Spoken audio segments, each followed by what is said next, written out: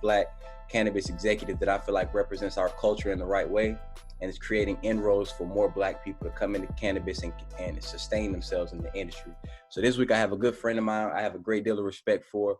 We've had a relationship for a couple of years, and he's been someone who embraced me as soon as I jumped into the space. So I'm excited to have him on and kind of switch seats as far as the interviewer and interviewee. Mr. Mehka King, how you doing today, bro? Man, I'm doing great today, man. It's a rainy day down here in Atlanta, but everything good. Starting the year off strong. Yeah, we got a brotherhood because we one of the few, Black people in the South who has identified what opportunities exist within this space. And, we've gone out of our way and kind of we've not let our geography, impede us trying to figure out how we can Correct. still have a space in around the plant. So we had a conversation a few weeks ago, but that was prior to the Senate runoffs, and I didn't want to do a disservice and air it, with the results, and then people are like, what are they talking about? We already know who won. So I definitely wanted to double back and have a secondary conversation about just the effects and the implications that the two Senate seats going to the left will mean for us in the space, and then also just your history. But I want to before we kick that off, I just want you to give us a background of your history as a journalist and kind of what led you into the cannabis space. Yeah, sure, no problem, man. Appreciate you having me on today. Again, my name is Mehka King. I am the owner of CashColorCannabis, which is a website, consists of a website, a podcast, and branching off into a web series as well. So, what CashColorCannabis is a media outlet that we focus on highlighting Black owned businesses in the cannabis space as well as Black influencers. Just making sure that we give a lane for Black owners in this space to have an actual conversation. And I'm not saying any other platforms don't allow that lane, but there's nothing wrong in it. There's nothing wrong with having an outlet that primarily does that, like how we have with Black Enterprise, like growing up and watching The Source and things like that. There's nothing wrong with having one outlet that's sourced that literally talks about this one particular group of people doing this one particular thing. So that's what CashColorCannabis does. My background in journalism is varied, man. Like I started off in right when I got out of college in around 2004, like 2 years after college. I started my own website called lastwordonline.com, which was me covering hip hop news and interviews from my perspective, even out of college when I was in Johnson C. Smith in Charlotte. So I ran Last Word Online for about 3 years. And then I had a chance to branch out and write for other outlets. So I had a chance to write for XXL, for SLAM Magazine, Rolling Out, going even into the future. Websites like Ball and Mindframe, which is Hoops in Hollywood now. They now have a partnership with Complex. They're Hoops in Hollywood now. But I've had a chance to write for a lot of dope outlets. But I didn't get a chance to do anything cannabis related until way after I stopped even wanting to cover music and cover basketball. I ended up in Denver for a job, and I was working in Denver. This was around right at the time that Colorado went legal. So I was in Denver, and I'm watching dispensaries, and I watch people smoke weed, and I had no problem with it. I've been a consumer of cannabis myself for a while at that point. So I'm in the city, and one thing I just kept noticing was I'm seeing a lot of consumers who look like me, but I wasn't seeing anybody who was like in the business per se. So when I got back to Atlanta, I just did a little bit of research on seeing what that was at that moment. You know what I mean? Like there was very little to learn about what cannabis industry was at that time. Like it was the only state literally that was legal. But around that same time, I had a conversation with a good friend of mine named Royal, who is a trained chef. And he's over my house and we having a session, and he had spoke to me about how he was about to get into this cannabis industry. And I had told him, oh, dog, I was just in Denver. It's crazy how, did you mention that? So he was telling me, yeah, I'll be going to these conferences, and 9 times out of 10, I'm the only Black person in the whole room. And when he said that again, it sparked the thought I had prior to that why am I not seeing more Black people having at least conversations about this? So I thought about it a little bit. And I thought that the best thing for me to do is put my journalist hat on and try to actually cover why we're not seeing more Black people on. So initially, the concept became Color Green Cash Color Cannabis. And it was a story. It started off as a story. I actually pitched it to several outlets that I wrote for, and they all turned it down. Like nobody actually wanted to talk about weed at all, to be completely honest. That's how it went to a documentary setting, because I was like, well, really, I got a couple of dollars I could put up that we could actually film something. And we are already moving into a space where people are more watching things and reading things. So I thought, again, that might be a cool thing to do. But a year or two into that, we was rocking. We went to, me and my man Danny Digital went to New York. We went to LA. Did a lot of interviews in Atlanta. We really had a chance to speak to a lot of people then who were upcoming in this industry about why we're not seeing more Black faces getting involved, why we're not seeing more Black people get into the conversation of cannabis. So as the story grew, I had a chance to do an interview about the color green. And while I was doing the interview, I was at this place called Live Hip Hop Daily. And I had asked Herb at the time, Herb is the producer of the show, if they had a space to do another podcast. You know, I thought that maybe doing a podcast, something weekly, might be a better way to kind of keep this conversation going of why we're not seeing more people get involved. And that's how Cash Color Cannabis podcast spawned. And since then, we started in 2016, December 2016. We have over 200 episodes. We're going into our 5th season. And we've had that chance to actually expand what I felt like was that conversation of why we're not seeing more people of color in the space. And it had everything to do with pop culture, past issues, and politics. You know, between politics and how we've always been kind of over criminalized for using the plant, either using the plant, speaking about the plant, anything involving the plant, we've been over criminalized about it. That it created these issues generationally that stops every generation from even thinking about, you know, going anywhere near the plant, whether it be for medical reasons or anything. And then you add in pop culture, when you look at how people of color, Black people in particular, are viewed as consumers in pop culture. We're always we're somebody like Smokey from Friday, you know what I'm saying, or something like that. It's always some goofy kind of super stoner thing. You never looked at it like, say, a character like Weeds, like somebody who's just trying to start a business, but you know what I'm saying, they doing it on a legal side, something that's not abnormal in this country. Somebody starting off something illegal and becoming a business that becomes actually legal. You know what I mean? So we never seen ourselves in those kind of positions. Through Cash Color Cannabis and the interviews we've had, I felt like we've been able to touch all those things and kind of bridge those three barriers that stop people of color from entering this space or even having a conversation about this space. And it's a couple of questions I want to follow around that, because as we said in our last conversation, you have been a path to visibility for Black entrepreneurs in cannabis, period. Like you said, you've interviewed hundreds of us who at varying points in our life cycle as business people, as entrepreneurs, as advocates, you've been able to see, you know, the Black experience as a cannabis entrepreneur, I'm sure, more than almost probably anybody else alive, right? So what was that journalistic adjustment you had to make going from covering something like sports and music and culture that's really established as an ecosystem? It's tiered, you know who the major players are, the indie players, exactly. Going to something like cannabis, where it's like you really got to kind of feel out and see if somebody is who they say they are, you know, how far along they are, or if they're really knowledgeable. What's that kind of transition covering cannabis? It's hard, to be honest with you. Like the crazy part about the way even Cash Color Cannabis grew, when we first started doing Color Green, from the interviews that we did, I could say even right now, there's probably 3 people still in the industry. You know what I mean? And at that moment, we were talking to people who were hardcore, about to have a business. We knew what we was about to do. And of those people, I could think about maybe 3 or 4 are still left on. And even as I think about the podcast, from some of the smaller brands that I spoke to, some of the smaller influencers, there's a lot that made it up, but there were a lot who haven't, you know. So knowing that going into this conversation that this is a new industry, that some of the people you're speaking about today might not even be wanting to do this tomorrow. You know what I mean? Like they might just be, you know, whether it be financials, whether it be family issues, whether it be just being weathered from the whole stress of everything. They might just want to stop.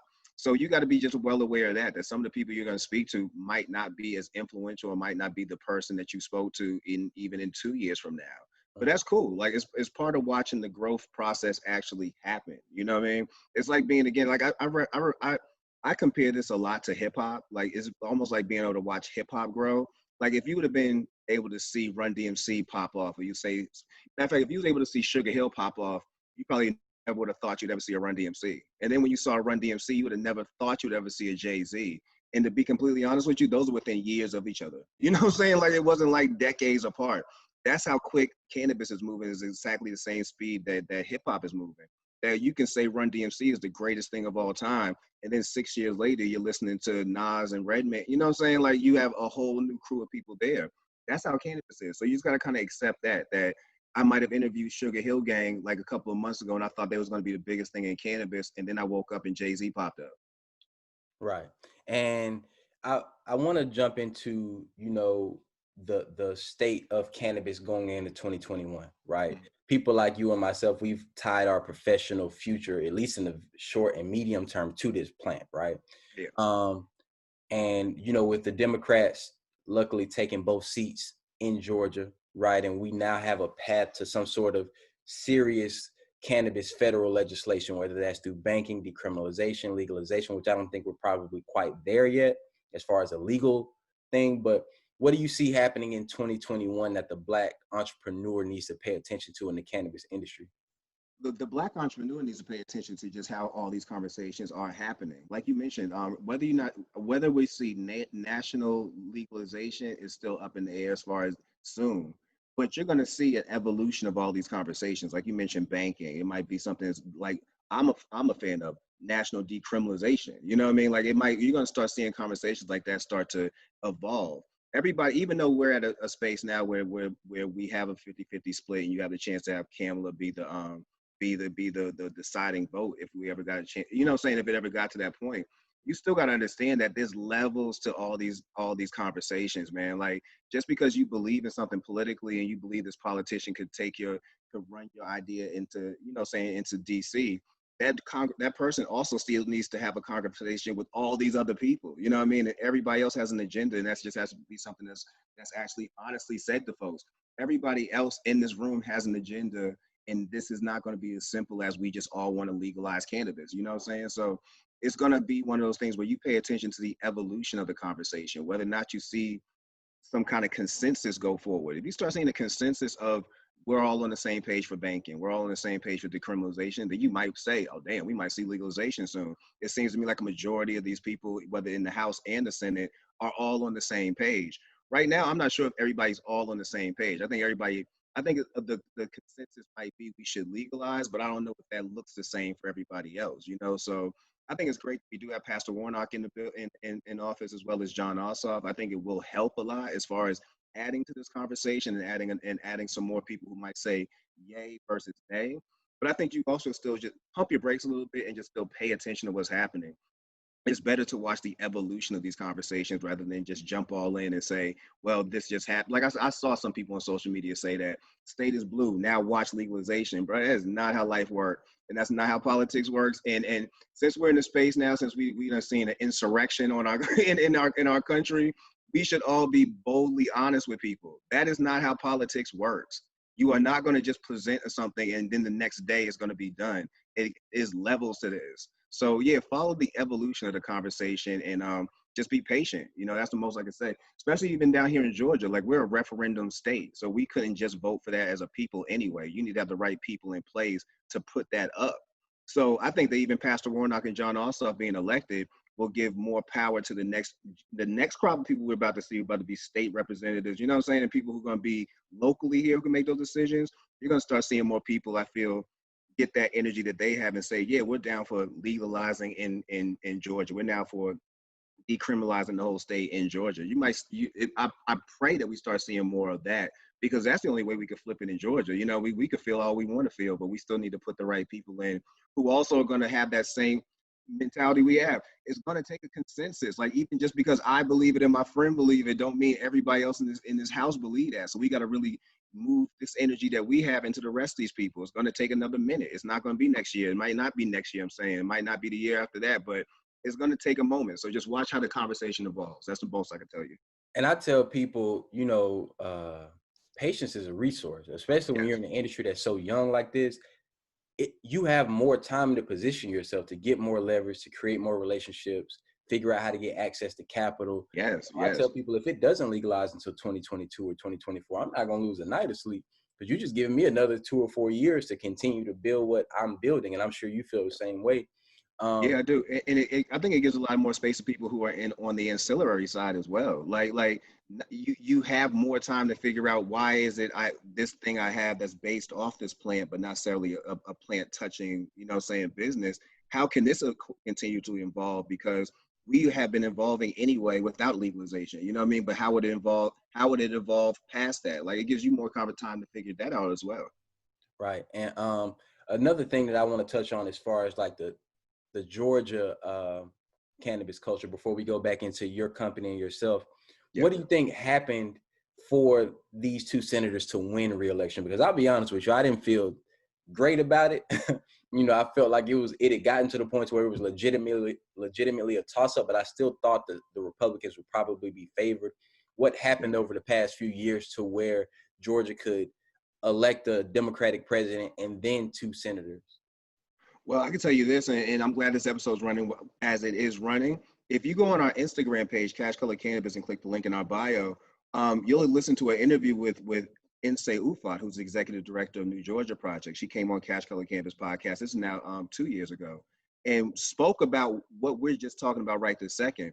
What New Georgia Project and groups like New Georgia Project did throughout Georgia was set out to mobilize voters, and also make sure they got people registered to vote, especially people who look like myself, people of color, Black people, Latinx.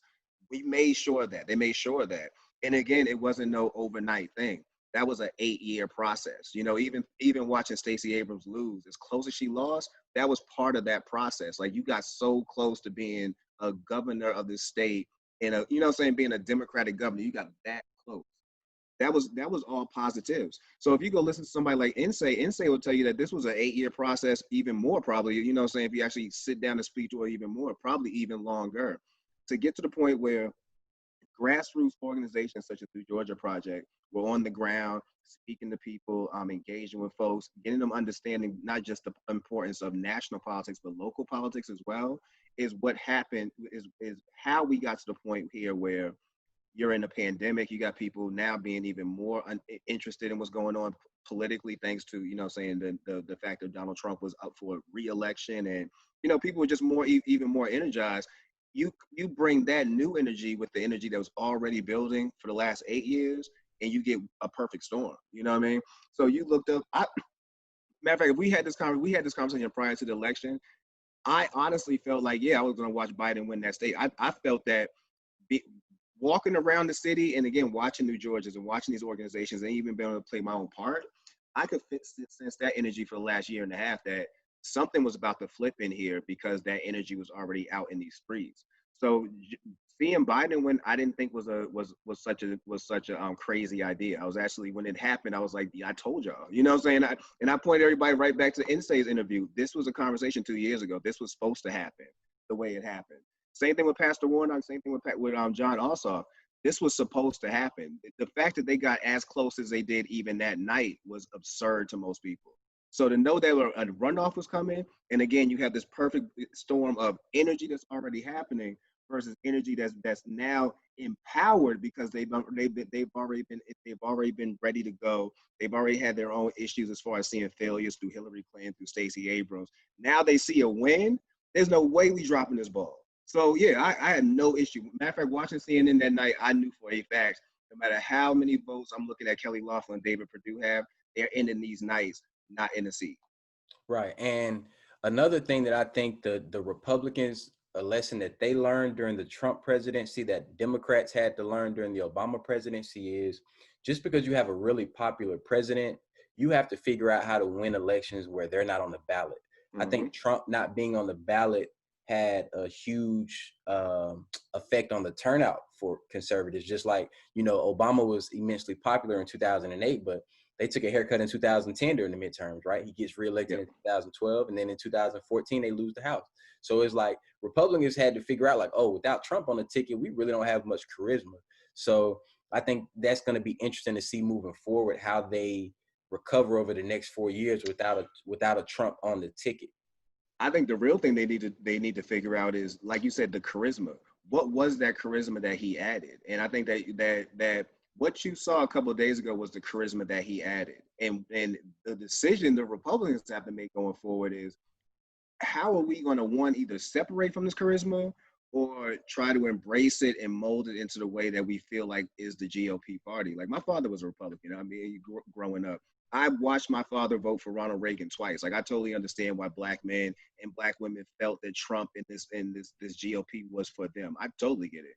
But at this point, if they're going to really want to change, and they're going to really want to make a move into the future, they're going to have to decide whether or not it's that charisma they want to embrace. And watching these last couple of days, from the resignations to the people calling out for to even use the 25th Amendment, like, you really about to just remove a president, tells me that they're cool with saying that they needed this. If anything, they needed this experiment more than anything, because if that didn't happen, you would still have people trying to tap dance on whether or not his supporters are actually supporters of the GOP or supporters of Trump. You still be tap dancing for another 2, 3, 4 years. Now they can just cut that all together. Like, no, he's not. These people are totally for him. They can care less about you. Even the fact they ran into the house, I'm like, you understand that they would have understood who Donald Trump was. They don't know who any of y'all were. So if they would have walked in there on some violence, all y'all would have got washed. You know what I'm saying? Whether you voted for him, whether you that was the case or not, they was not for you. It's almost like NFL teams. People are fans of NFL teams, not players.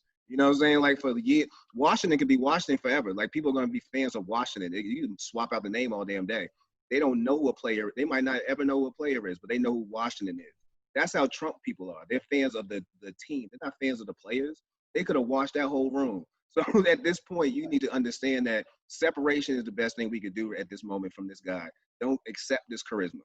Yeah, and before we move on, the only thing that I think that kind of makes it weird for them moving forward is like if Trump decides to run in 4 years and sucks the air out of the room for, the primaries, that makes it weird again. So I'm interested to see, how they hedge their bets. Do we expect Trump to run in 2024? Do we prepare a candidate to go against him?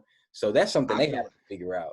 I feel like Trump done almost put his name in the lines of just some of the most despicable people's names we won't even mention now. You know what I'm saying? Like, I was even thinking of a perfect comparison, but like, I don't even want to mention his name. That's how bad his name is.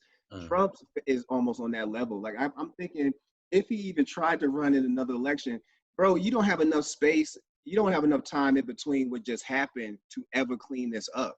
Like, the minute you say I'm running for election, every ad is gonna be a reminder of what happened last time.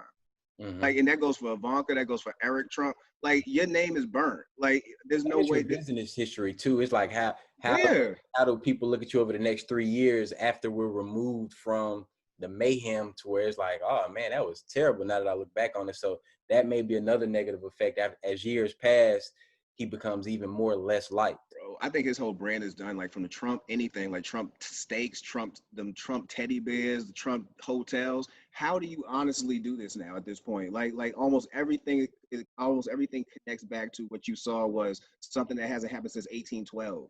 You know what I'm saying? Like come on, like it's bizarre. You cannot. There's no way. I feel like, honestly, in order for him to even be a power, you'd have to step back and understand that your power will be put in somebody else. And then, but in order to get that, you got to understand that he's a self-centered person, and it'd be hard for you to step back and say, I'm gonna promote somebody else. So yeah, I'm thinking he's burnt. Like, serious. Like, he's burnt. Right. And jumping back into our brand before we allow Trump to sidetrack us. I want to talk about your evolution in your journalistic process, right? And what I mean by that is, as you said, you started out as a writer, it's editorial stuff. Now it's more video content. Podcasting is at an all-time high. We consume our content differently now, right? So how has that changed for you over the past few years to go from being a writer to having one of the most prominent podcasts in our industry? It's part of a learning and evolution. I still believe that people will read a magazine if you put it in front of them. I still feel people will read a story, even long form, on a blog. But you really got to understand an evolution in how people are consuming things. People are now consuming things in different ways, like thanks to Spotify's and Pandora's and all those. You now have people who you can listen to their podcast right this second on your on your phone. So me writing something might not connect to them as much as is you just heard this hour-long conversation.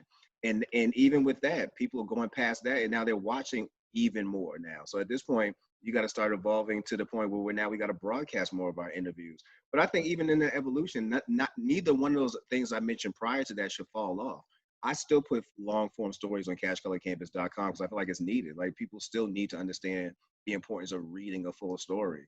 Just like I feel like people need to understand the importance of sitting down and actually listening for a couple of minutes to an actual interview.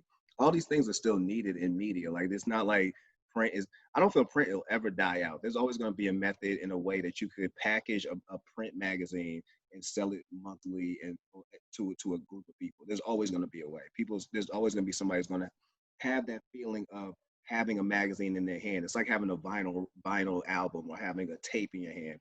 There's always going to be somebody who's going to want to consume that. I feel like, but with my growth, it was just that, trying to evolve and understanding the need to evolve.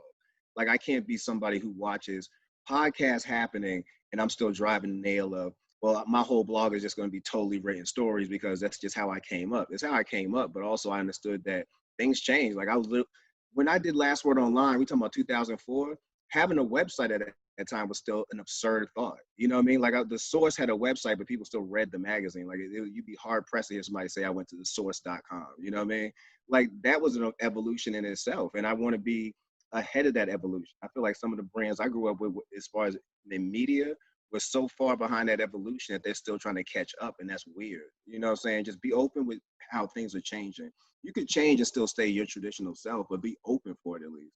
Okay. And a word that you said that I want to kind of zero in on was brand, right? We have to understand now more than ever, everything you do is a brand, whether you realize it or not, whether you Yeah. position it or not, it's going to be considered a brand by others. And you've expanded the Cash Color brand into, various things like the Atlanta-based clothing, Yeah. like the City Market project that you're doing. So tell us a little bit about some of the other projects that you've been able to launch off of the platform that you've created for yourself. Yeah, man. CashColorCannabis itself has evolved out into being an overall, not just a media outlet, but a lifestyle brand overall. Like we have our clothing line, Atlanta-based clothing. As you see, we have our Atlanta-based signature collection. We also have our drug lord collection, where we reimagine what a drug lord is, and our Return to Vipers collection, which is an ode to not just the jazz era with the term Vipers, but an ode to black exploitation. So we have that, and we do what was our monthly event. We're actually going to move it to a quarterly event, which is our Atlanta-based open market event, where we invite out some vendors. We do a live podcast, and it's kind of a dope networking event for the community here, whether it be cannabis, whether it be CBD, or whether you're just a black-owned business. I feel like it's a space where all of us can kind of come together and kind of synergize and see, one, what somebody else is selling, and two, how maybe or if there's a possibility we could all work together. So those things are those are a few things that kind of spawned off of CashColorCannabis, and they all kind of go back to the core of what CashColorCannabis is, which is expanding out this conversation of why it took so long for Black people and people of color to start getting involved and even having conversations about cannabis. Like it's so wild that even in now, I'll bump into people who think it's odd that I have a conversation about cannabis. I'm like, it's 2021 now. This is really fine to do. Like you've literally watched High Times do it for decades. Never thought about asking them, are you comfortable having this conversation? That's something that, again, it goes back to past issues. We've been so criminalized to the point where we think even talking about weed is we're gonna have cops jumping out the doors and stuff like that. Like, yeah, I want to everything we do, from the Atlanta-based open market to Atlanta-based clothing to CashColorCannabis, it all goes back to the core values of CashColorCannabis, which is using pop culture, past issues, and politics to expand out this conversation of why we don't see more people of color getting involved in the space, or using it to make more people of color get involved, be interested, or even just be cool with having the conversation about cannabis. Right. And before we wrap up, there's one thing I want to discuss. I was having this conversation with another one of us who were within the space, and we've been here for a while.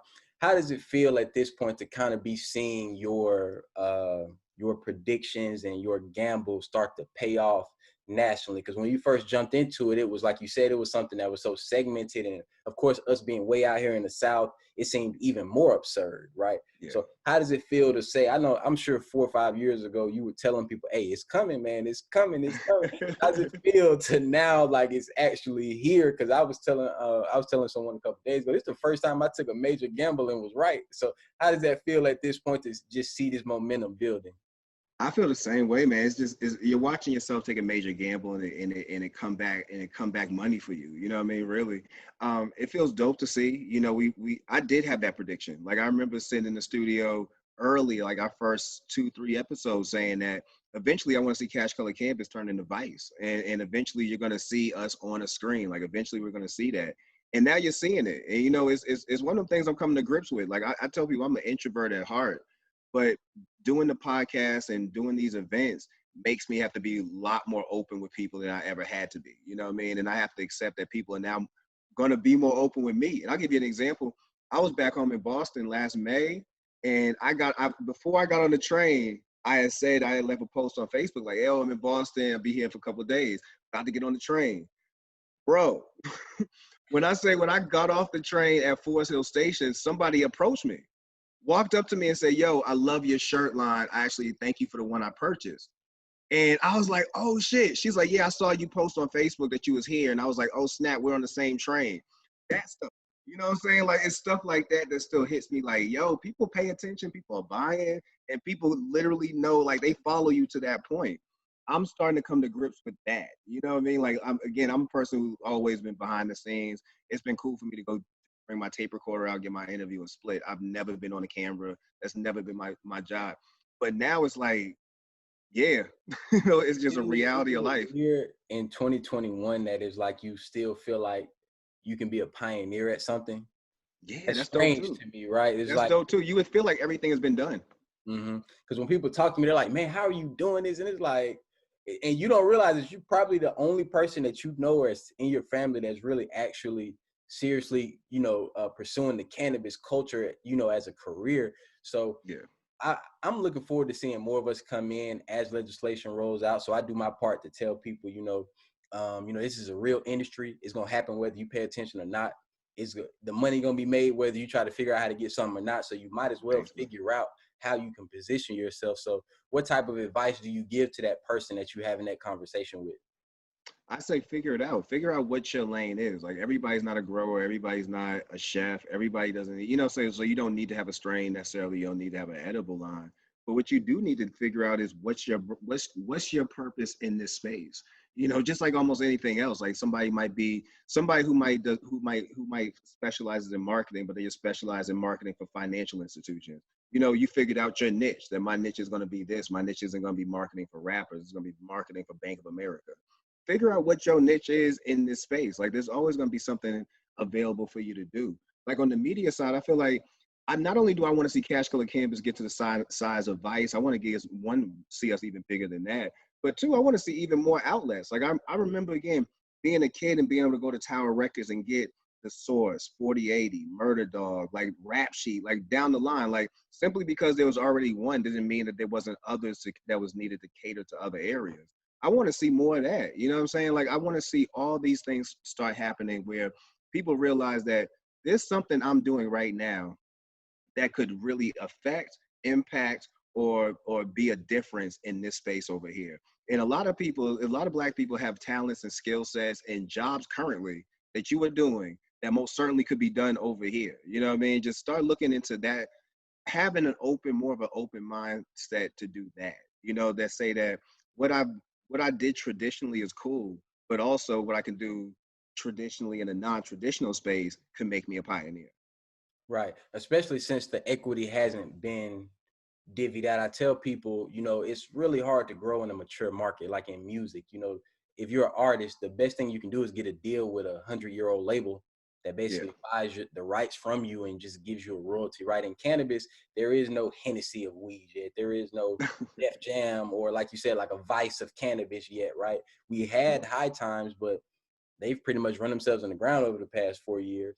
So it's just wide open to where you don't know how far your idea can take you. So, but I would love for you to leave our viewers with where they can follow you, your story, your podcast. I always tell people it's the most important Black podcast in cannabis, period. Not just for the Thank you. content, but for the opportunities you've given all of us to even begin to tell our story. So I would love for you to tell the viewers where they can start to follow you as well. Please, man. Well, you can start at cashcolorcampus.com. All our social media handles are there, from our Instagram, which is CashColorCannabis, our Twitter, which is CashColorCanna, and our Facebook, which is CashColorCannabis and CashColorCannabis Podcast. Both of those are affiliated with CashColorCannabis. You could also shop Atlantis clothing directly from CashColorCannabis. But if you just wanted to go shop with us, it's atlantisclothing.com. And just follow it, and make sure that you follow us, and make sure you drop your email and join our newsletter so you can keep up with everything that we do have going on. We should be launching the first episode of Cash Color Campus Presents in February. I just had a production meeting with my creative director a little while ago, so we on track to do that. And I'm just amazed. Just walk us through our evolution, man. This conversation right here, you might be listening, and next thing you know, you looking up on the screen and saying, "Damn, he was just talking about that." Or if you jump into the industry, you might find yourself as a guest on Cash Color Cannabis. That now only the cool survive at Cash Color Cannabis.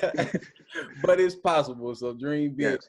I appreciate that, my brother. I look forward to continue to follow your story.